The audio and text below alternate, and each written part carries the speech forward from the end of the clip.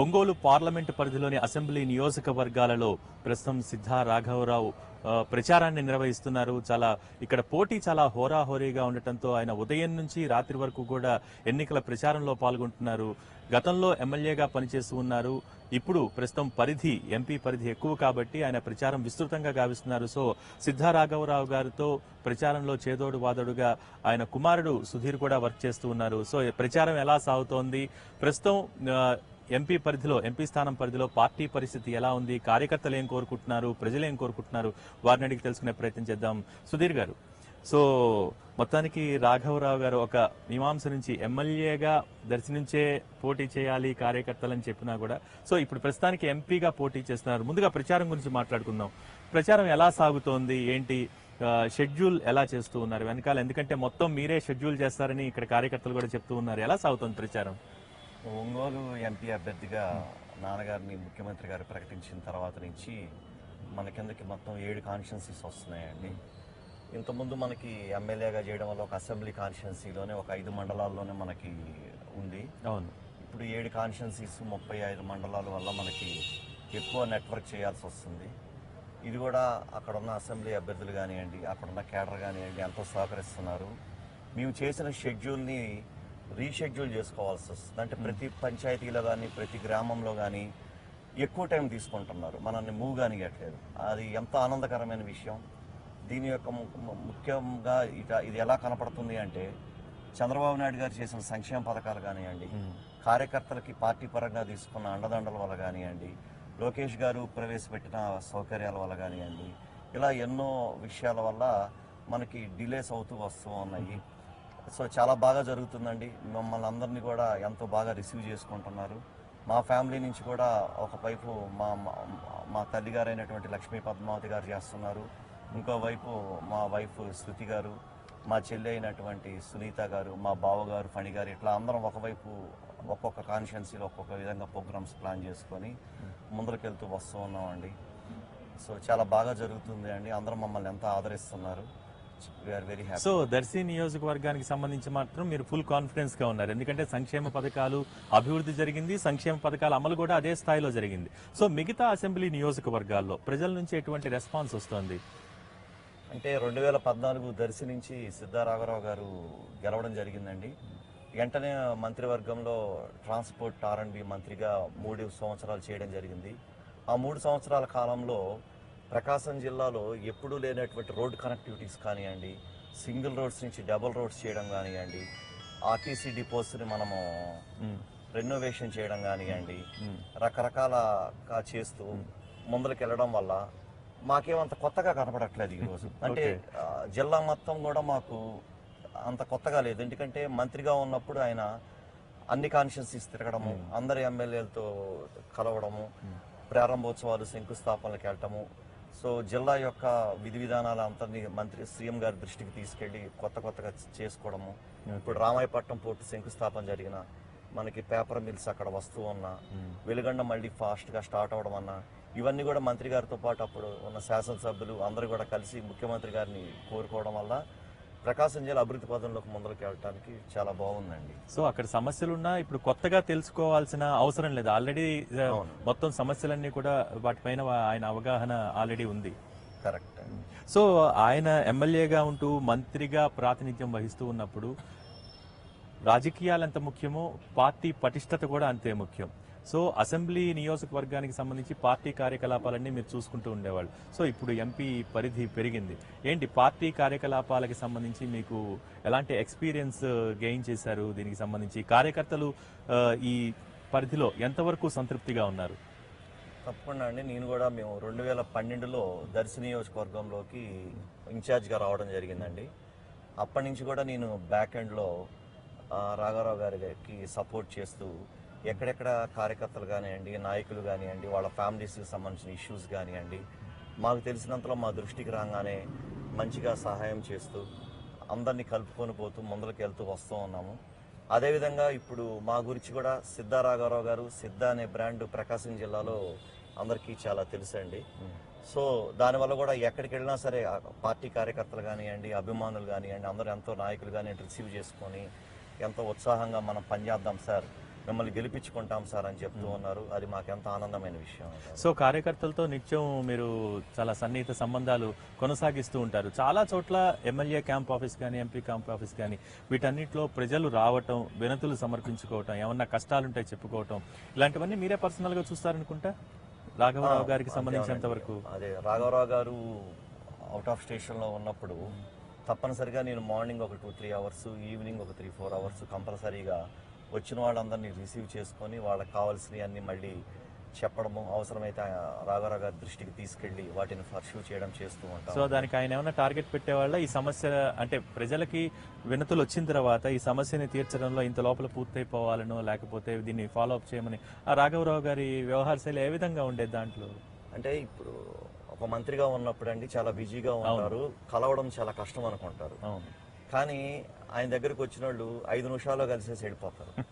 అది ఎంత ఉందా ఇమీడియట్ గా అపాయింట్మెంట్ ఆయన దొరుకుతూ ఉంటుంది, ఫాస్ట్ గా నడుస్తూ ఉంటుంది. మళ్ళీ మేమే ఫాలో అప్ చేసి మేమే ఇట్లా ఉందండి మీ సిచ్యువేషన్ ఇక్కడ దాకా వచ్చింది, ఓకే మీ ఇష్యూ క్లియర్ అయిందని మళ్ళీ మేము మెసేజెస్ ఇస్తూ, కాకపోతే కాలేదండి ఇట్లా ఉంది ఈ సిచ్యువేషన్లో ఉందని చెప్పుకుంటూ ముందరకు వెళ్తూ ఉండటం వల్ల కరెక్ట్గా జరుగుతుందండి. సో కార్యకర్తలందరికీ సర్ది చెప్పారా? ఎందుకంటే ఇక్కడే ఉండాలి, దర్శిలోనే ఉండాలి సిద్ధా రాఘవరావు గారు అని చాలా పట్టుబట్టారు, చాలా బెదిరింపులు కూడా చేశారు ఒక సందర్భంలో. ఏంటి ఇప్పుడు ఎంపీగా పోటీ చేయబోతున్నారు, సో మొత్తం కార్యకర్తలందరికీ సర్ది చెప్పారా? అది ఎట్లా అంటే అండి, ముఖ్యమంత్రి గారి ఆదేశానుసారం మనము ఒంగోలు పార్లమెంట్కి రావడం జరిగిందండి. సో దర్శి కాన్స్టిట్యున్సీలో ఉన్న వాళ్ళందరూ కూడా మీరు కాదు వెళ్ళకూడదని చెప్పడం జరిగింది.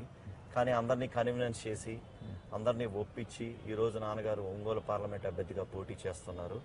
ఎక్కడ ఇలాంటి ఇబ్బందులు లేవండి, అందరం కలిసికట్టుగా ముందరికి వెళ్తున్నాం, నో ప్రాబ్లం. సో సిద్ధా రాఘవరావు గారు సక్సెస్ఫుల్ గా రాజకీయ పరమైన జర్నీ కొనసాగించడానికి మీరందరూ కూడా కారణం బ్యాక్ ఎండ్ లో.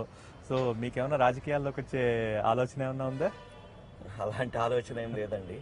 But as a young persons గా మేము సపోర్ట్ చేస్తూ సేవా కార్యక్రమాలు కొనసాగిస్తూ ముందరికి వెళ్తూ ఉన్నామండి. సో ఒకవేళ రాజకీయ రంగ ప్రవేశం చేయాల్సి వస్తే ఎంపీ ఆర్ ఎమ్మెల్యే ఏది మీరు ఎక్కువగా సుముఖత చూపిస్తారు? ఇప్పటికీ అలాంటి ఆలోచనే లేదండి. తప్పనిసరిగా పెద్దవాడి యొక్క అడుగుజాడల్లో నడుస్తూ వాళ్ళకి సర్వీస్ చేస్తూ ముందరికి వెళ్ళే ఆలోచనలోనే ఉన్నాం. సో ప్రస్తుతం వారి అడుగుజాడల్లో ప్రజాసేవే ముఖ్యం అంటారు. ప్రజాసేవ. సో సుధీర్ గారు, యంగ్ జనరేషన్ రాజకీయాల్లోకి రావాలి, యువత ముఖ్యంగా రాజకీయాల్లోకి వచ్చినప్పుడే భవిష్యత్తు బాగుంటుంది ప్రాంతాలకు అనేది సర్వత్రా వినిపిస్తున్న నినాదం. టీడీపీలో కూడా మనం చూస్తున్నాం యంగ్ జనరేషన్ తెరపైకి వస్తోంది. సో మీరెందుకు రాకూడదు? తప్పకుండానండి, మా అందరికీ ఆదర్శం మా నారా లోకేష్ గారండి. ఆయన అంత తక్కువ వయసులో కూడా వచ్చి అటు పార్టీని కానివ్వండి, అటు గవర్నమెంట్లో కానివ్వండి ఎన్నో ఇన్నోవేటివ్స్ తీసుకొచ్చి ఈరోజు మా అందరికీ ఆదర్శంగా నిలిచారండి. అలానే యంగ్ జనరేషన్ కూడా చాలామంది ఎలక్షన్స్లో రావడం జరిగింది. నేను యాక్చువల్గా గ్రానైట్ బిజినెస్లో ఉన్నాను. నేను ప్రజెంట్ నాన్నగారికి బ్యాక్ ఎండ్లో ఉంటూ వస్తున్నానండి.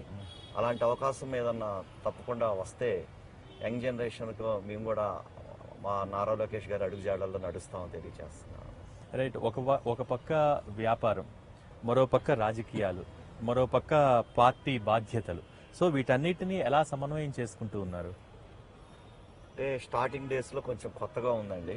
ఇప్పుడు నేను ఈ జర్నీ స్టార్ట్ చేసి నియర్లీ 8 years అవుతుంది. నేను ఉండే కొద్దీ ప్రతిదానికి ఒక టైమింగ్ సెట్ చేసుకోవడం వల్ల మేము ముందరికి వెళ్తున్నాము. దీనిలో మనం ముఖ్యమంత్రి గారిని ఆదర్శంగా తీసుకోవాలండి. ఏ టైమింగ్కి ఆ టైమింగ్కి ఎలా ఉండాలి అనే దాని మీద తీసుకొని మనం ముందరికి వెళ్తూ వస్తూ ఉన్నామండి.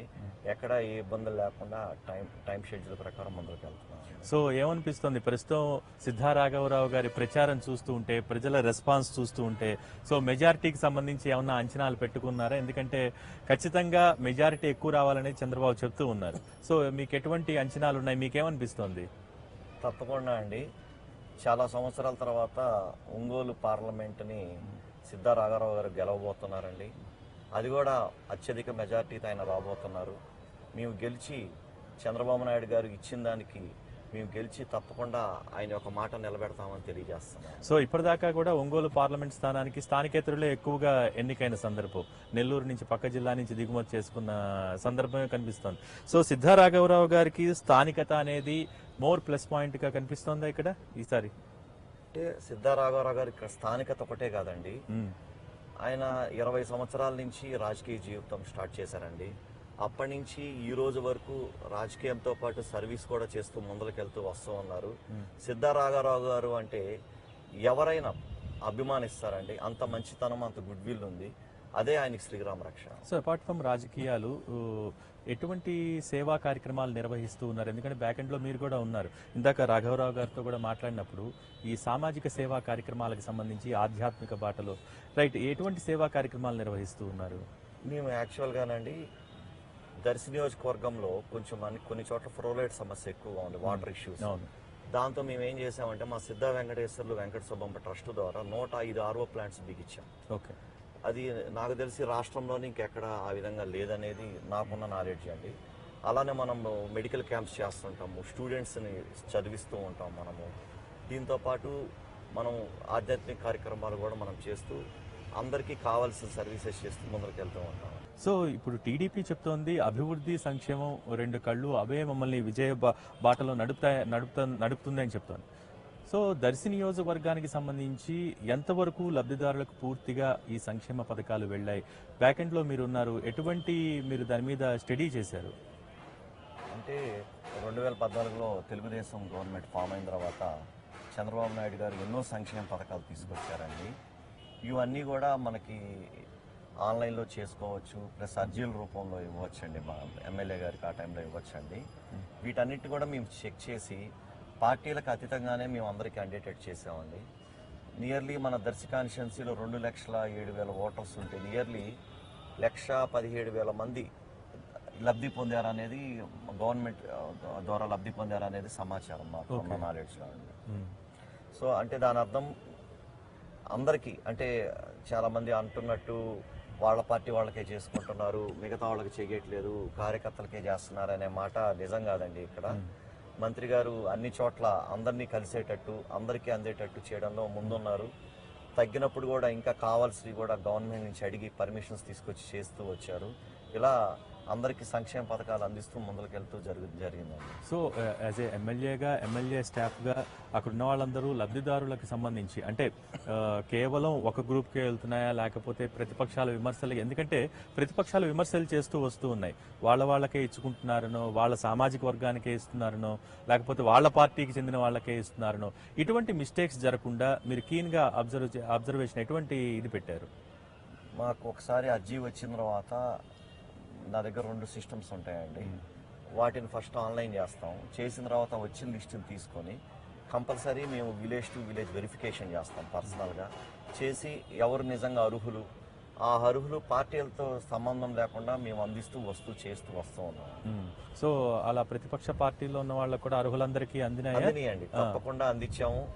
కాకపోతే మాట్లాడడానికి తప్పించి మాక్సిమం బెనిఫిట్స్ అందరికీ అందేటట్టు చేస్తూ వచ్చామండి మేము. సో నియోజకవర్గంలో 3,000 కోట్ల రూపాయలతో అభివృద్ధి సంక్షేమ పథకాలు కూడా అమలైనాయని చెప్తున్నారు. సో ఏ విధంగా ఈ సంక్షేమ పథకాలు ప్రజలకు అందటం కానివ్వండి, ఎటువంటి అభివృద్ధి కార్యక్రమాలు నియోజకవర్గంలో జరిగినాయి? అంటే సంక్షేమ పథకాలతో పాటు అండి దర్శి నియోజకవర్గంలో 25-30 సంవత్సరాల నుంచి లేని అన్ని కూడా మనం చేయడం జరిగింది. ఒక ఫైర్ స్టేషన్ కావచ్చు, మనకి అక్కడ బొట్లపాలెం బ్రిడ్జ్ అనేది ఎన్నో ఏళ్ల కలండి. మీకు ఈ వరదలు అట్లాంటివి వచ్చినప్పుడు చాలా మంది చనిపోవడం కూడా జరిగింది. ఓకే. ఫైర్ స్టేషన్ అనేది మనకు అక్కడ లేదండి. ఇలాంటిది కావచ్చు, ఒక ఇంటర్నేషనల్ డ్రైవింగ్ స్కూల్ కావచ్చు, రోడ్స్ ఫెసిలిటీస్ కావచ్చు, ఎడ్యుకేషన్ పరంగా కావచ్చు, ఇలా ఎప్పుడూ లేని పథకాలు ముఖ్యమంత్రి గారి తో మాట్లాడి తీసుకురావడం వల్ల లబ్ధి చేకూరింది. అలానే లిఫ్ట్ ఇరిగేషన్ స్కీమ్స్ తీసుకొచ్చాము. దీనివల్ల నియర్లీ ఒక 6,000 ఎకరాలకి పంటలకి సాగు చేకూరింది. ఇట్లా ఎక్కడికక్కడ అన్ని ఫెసిలిటీస్ ఈ 25 ఏళ్లలో చేయని అభివృద్ధిని తీసుకొచ్చారు. ఒక పార్కు తీసుకొచ్చారు దర్శిలోకి. ఇలా రకరకాల పథకాలు చేస్తూ ఎవరూ చేయని అభివృద్ధిని జిల్లాలో మంత్రిగా దర్శి నియోజకవర్గానికి ముఖ్యమంత్రి గారి యొక్క ఆశీస్సులతో చేయడం జరిగిందండి. సో పసుపు కుంకుమ కానివ్వండి, ఇంకా ఇతరత్ర డ్వాక్రా మహిళలకి ఇచ్చే బెనిఫిట్స్ కానివ్వండి, ఇవన్నీ కూడా మహిళా ఓటు బ్యాంక్ మీద టీడీపీ ఎక్కువగా ఆశలు పెట్టుకుంది. మీ అభిప్రాయం ఏంటండి? మహిళా ఓటు బ్యాంక్ ఎలా ఉంటుంది ఈసారి అని? అంటే తప్పకుండానండి, డ్వాక్రా గ్రూప్స్ అనే కాన్సెప్ట్ తీసుకొచ్చిందే చంద్రబాబు నాయుడు గారు అండి. కాంగ్రెస్ గవర్నమెంట్లో వాళ్ళు పక్కన పెట్టడం జరిగింది. తర్వాత ముఖ్యమంత్రి గారు దానిని యాక్టివేట్ చేసి ఇంట్లో మనకి మెయిన్ మగవాళ్ళు సంపాదిస్తూ ఉన్న మన కల్చర్ ఏంటంటే ఆడవారే ఇంపార్టెంట్ అండి. వాళ్ళని మనం ఎంతో ఉన్నతంగా తీర్చిదిద్దిన ఆశతో పసుపు కుంకుమ కానివ్వండి అనేక రకాల పథకాలు తీసుకురావడం జరిగింది. తప్పకుండా ఇవన్నీ శ్రీరామ రక్షగా ఉండి గవర్నమెంట్కి విజయం చేకూరుస్తుందని తెలియజేస్తాను. సో ముఖ్యంగా నియోజకవర్గం ఇప్పుడు ఆయన బాధ్యత పెరిగింది ఎంపీ పరిధిలో యువతకి ఉద్యోగ అవకాశాలకు సంబంధించి కానివ్వండి, లేకపోతే విద్యా అవకాశాలు మెరుగుపరుచుకునేందుకు కానివ్వండి, రాఘవరావు గారి విజన్ ఏ విధంగా ఉంది? చాలా పాజిటివ్ వేతో వెళ్తూ ఉంటారండి ఆయన. యాక్చువల్గా మనకి దొనకొండ ఇండస్ట్రియల్ హబ్ను కూడా మంత్రి గారు టైంలోనే సీఎం గారు అనౌన్స్ చేయడం జరిగింది. దానికి సంబంధించిన బ్యాక్ ఎండ్ కూడా నడుస్తూ ఉన్నాయండి. రాబోయే రోజుల్లో మీకు దొనకొండ ఎంతో అభివృద్ధి చెందుతుంది. అలానే రామాయపట్నం పోర్టు వల్ల కూడా మనకి ఉద్యోగాలు రావడానికి ఎక్కువ అవకాశాలు ఉన్నాయి. అలానే కొన్ని సెంట్రల్ గవర్నమెంట్కి సంబంధించిన ఇన్స్టిట్యూషన్స్ కానివ్వండి, ఆఫీసెస్ కానీ తీసుకొచ్చి ఉద్యోగోపాధి కల్పన పెంచడానికి మంత్రిగా సిద్ధా రాఘవరావు గారు తప్పకుండా ఆయన ప్రయత్నాలు చేస్తూనే ముందరికి వెళ్తారండి. తప్పకుండా రాబోయే రోజులు ఉద్యోగ అవకాశాలు ప్రకాశం జిల్లాలో పెరుగుతాయి. తప్పకుండా అందరూ హ్యాపీగా ఉంటారని అనుకుంటున్నాను. సో దొనకొండలో మీరన్నట్టుగా కూడా దొనకొండలో అంతర్జాతీయ సంస్థలు చాలా వచ్చాయి ఇటీవల. సో స్టేటస్ ఎలా ఉందండి అక్కడ? ఎంతవరకు సాగుతున్నాయి అంటే నిర్మాణం? మనకు ఒక ఇంటర్నేషనల్ రోడ్ సేఫ్టీకి సంబంధించిన ఇన్స్టిట్యూట్ ఒకటి స్పెయిన్ లో ఉందండి. ఓకే. అది యాక్చువల్ గా 2 months బ్యాక్ కూడా దానికి సంబంధించిన దానికోసం ఆఫీసర్స్ అందరూ వెళ్ళి రావడం జరిగింది. ఓకే. ఈ లోపల మనకి ఎన్నికలు రావడం వల్ల కొంచెం హోల్డ్ అయినాయండి. తప్పకుండా ఆఫ్టర్ ఎలక్షన్స్ రాబోయేది తెలుగుదేశం గవర్నమెంటే. ఆ గవర్నమెంట్ లో ఇలాంటివి అన్ని కంపెనీలన్నీ వచ్చి అందరికి ఉపాధి కల్పిస్తారని తెలియజేస్తున్నాను. సో ఈసారి ఎంత మెజారిటీ రావచ్చు అనుకుంటున్నారు? అంచనాలు ఏంటి? అత్యధిక మెజార్టీతో గెలుస్తారు. మంచి మెజార్టీతో ఆయన ఎంపీగా పార్లమెంట్లోకి అడుగుపెట్టి చంద్రబాబు నాయుడు గారి యొక్క మాటని నిలబెడతారని తెలియజేస్తున్నాను. So all the very best Sudheer గారు. సో రాఘవరావు గారు చాలా కష్టపడుతున్నారు ఎన్నికల ప్రచారంలో. సో మీరన్నట్టుగా కూడా మంచి మెజారిటీతో విజయం సాధించాలని మనస్ఫూర్తిగా కోరుకుంటున్నాం. Thank you very much. Thank you sir. So చూసారు కదా, ఇది ఇవాల్టి లీడర్. మరో లీడర్తో మళ్ళీ కలుసుకుందాం. Stay tune to NTV.